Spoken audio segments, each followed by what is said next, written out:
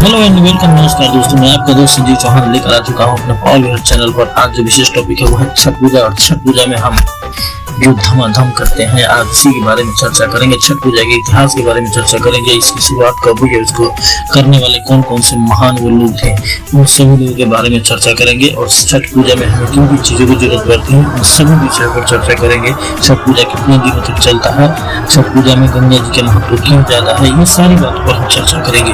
तो चलिए हम बिना देरी किए हुए शुरू करते हैं अपने इस वीडियो में। आपकी तमाम सारी जानकारी, जो सवाल और मन ख्यालात को बढ़ते रहते हैं।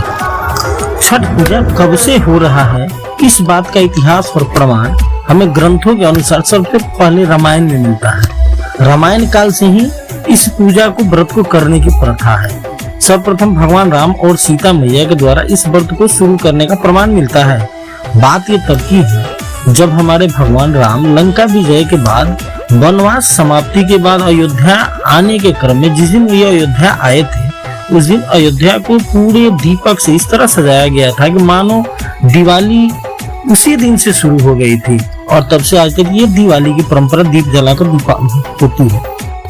ठीक इसके 6 दिन बाद भगवान राम परिवार समेत सरयू नदी में भगवान सूर्य अपने इष्ट देवता की पूजा करने गए। पूजा दौरान उन्होंने पूरी तैयारी से विधिवत फल फूल मिष्ठान आदि से भगवान सूर्य को डूबते हुए सूर्य को अर्घ दिया।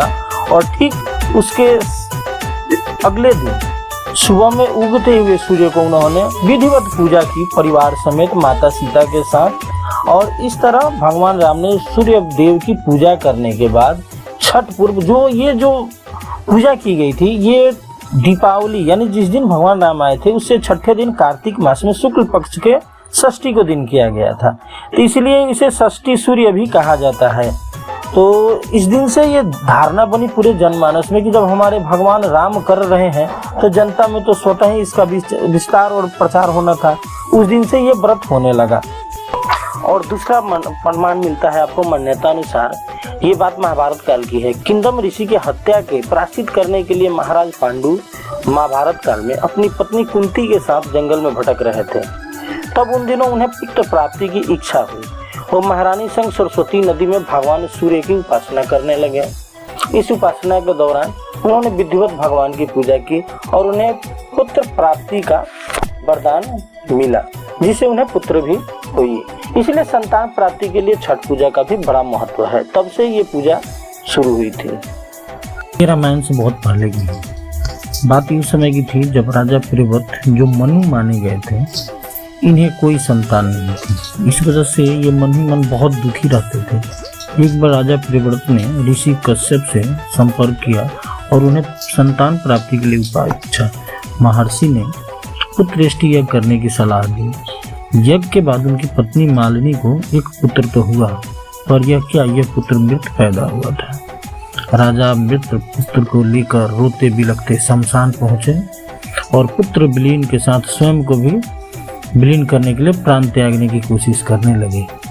यह हृदय विदारक दृश्य देखकर ब्रह्मा जी की मानस पुत्री देवसेना प्रकट हुई और उन्होंने राजा के पुत्र को जीवित कर दिया और उनसे अपना परिचय बताया कि मैं ब्रह्मा की मानस पुत्री देवसेना हूँ। मैं सृष्टि की मूल प्रवृत्ति के छठे अंश से पैदा हुई हूँ, इसलिए मेरा एक नाम षष्ठी भी है।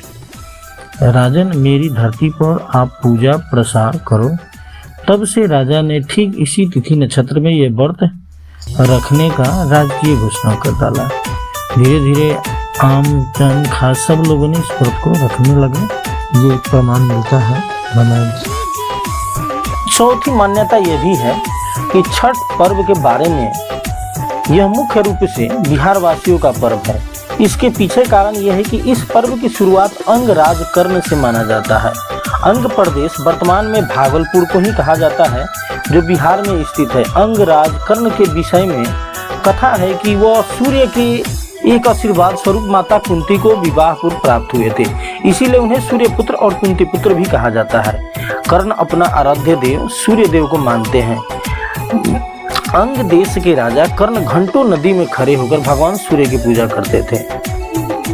अपने राजा की इस भक्ति को देखकर जनता में इस बात का पूरा प्रचार और प्रसार हुआ। जनता ने धीरे धीरे इसका अनुसरण करने लगी। धीरे धीरे यह एक पर्व का रूप ले लिया और अपने आसपास के क्षेत्रों में फैल गया। छठ पूजा, अब हम आ गए हैं लास्ट स्टेज में। छठ पूजा 4 दिनों तक विशेष रूप से चलता है, मगर इसकी योजना तो तैयारी 2 महीना पहले से शुरू हो जाती है। इसमें घर की साफ सफाई, खान पान सब पर ध्यान दिया जाता है। लहसुन प्याज करने वाले व्रत जो होते हैं वो छोड़ देते हैं। यह व्रत कार्तिक मास में दीपावली के बाद चतुर्थी तिथि को नहाए खाए होता है, यानी दीपावली से चौथे दिन, जो कार्तिक मास में एकम, द्विज, तृतीय और चौथा दिन होता है, उस दिन नहाए खाए होता है। इसमें सुबह आपको नहाकर ही साफ सफाई से भोजन बनाकर करण खाना होता है। इसमें लहसुन प्याज सब वर्जित होता है। इसके बाद पंचम तिथि को खरना होता है, जो सुबह भूखे रहते हैं और शाम को खाना बनाकर खीर और मीठा में खीर बनाया जाता है और रोटी के साथ में घी लगाकर खाया जाता है प्रसाद के रूप में। फर्स्ट पूजन वहीं से शुरू हो जाता है।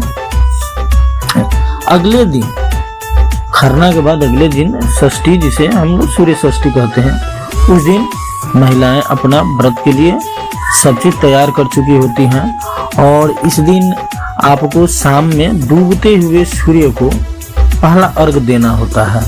पहले अर्घ देकर व्रत, अगले दिन सुबह फिर पुनः रात में आपको जगना होता है, माँ का उपासना करना होता है और अगले दिन सुबह सूर्य को, उगते हुए सूर्य को फिर से कथा सुनने के बाद आपको अर्घ देकर अपने इस व्रत को समाप्त करना होता है। यह व्रत इस तरह से समाप्त होता है। छठ पूजा का महत्व विशेष इसलिए भी है कि इसको मानने वाले लोग आस्था से पूर्ण होते हैं और विश्वास से भरे होते हैं। इसमें लोग अपनी जो मान्यताएं होती हैं रखते हैं, माँ से अपनी इच्छाओं को कहते हैं और माँ पूर्ण भी करती है। ऐसा विश्वास भी है, माँ पूर्ण भी करती है। इस व्रत को करने वाले संतान की इच्छा, स्वास्थ्य लाभ और संतान की दीर्घायु, लंबी उम्र के लिए करते हैं। इस व्रत को करने में महिलाओं के साथ साथ कुछ पुरुष भी होते हैं जो अपने आस्था के लिए इस व्रत को करते हैं। हम छठ पूजा में लगने वाले जो भी सामग्री हैं उन सामग्री पर एक नजर चर्चा कर देते हैं। छठ पूजा में लगने वाले सामग्री हैं जो पूजन योग आपको चंदन, चावल, सिंदूर, धूप बत्ती, अगरबत्ती, कुमकुम, कपूर, माचिस, घी और हल्दी। और फल सामग्री में आपको होगा नारियल, शरीफा, नाशपाती, नारंगी, सेब, अमरूद, पम प्याला, सिंगारा, यानी जिसे पानी फल कहते हैं, कम से कम 5 फल होना चाहिए। और पत्तेदार वाले में आपको आ जाएंगे, जो इसीलिए बोलते हैं कि देखिए ये प्रकृति के बहुत करीब है और खेती किसानी ये गांव करने वाले लोग जो होते हैं उनके भी इनको जोड़ा गया है, उन्हें भी इनसे जोड़ा गया है। सुथनी, शकरकंदी, मूली आदि पत्ते वाली, हल्दी, अरुई, 5 गन्ने आपको पत्ते वाले सब चाहिए और 2 गन्ने और, यानी कम से कम 5, 7, 9, कम से कम तो 5 होना चाहिए। 5, 7, 9 जितनी आपकी आस्थाएं हो रख सकते हैं, इस पे कोई वो नहीं है।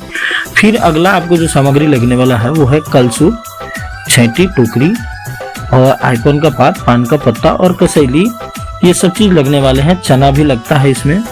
मिष्ठान में आपको लड्डू, सूखा लड्डू हो गया, ठेकुआ, खस्ता, खजूर, पूरी, बतासा, मीठा, आप इन सब चीजों की तैयारी कर लें और आम की लकड़ी पे आप भोजन बनाएं। उस दिन जो भोजन बनता है खरना के दिन वो आम की लकड़ी पे बनता है। तो दोस्तों ये एक आस्था और विश्वास का पर्व है। इस पे नियम तो है, पर इन नियम को करते करते हम सब लोग इसके आदी हो चुके हैं और ये हमें बहुत पसंद है, अच्छा भी लगता है। विशेष रूप से हम बिहारी समाज में इसकी पूजा बहुत ही भावपूर्ण और श्रद्धापूर्ण की जाती है, क्योंकि इच्छाएं पूर्ण भी करती है। जय हो छठी मैया, आप सबका कल्याण करे, विश्व का कल्याण करे, जय माँ। अगर दोस्तों वीडियो में जो भी टॉपिक बताए गए हैं अगर कहीं कुछ हो गया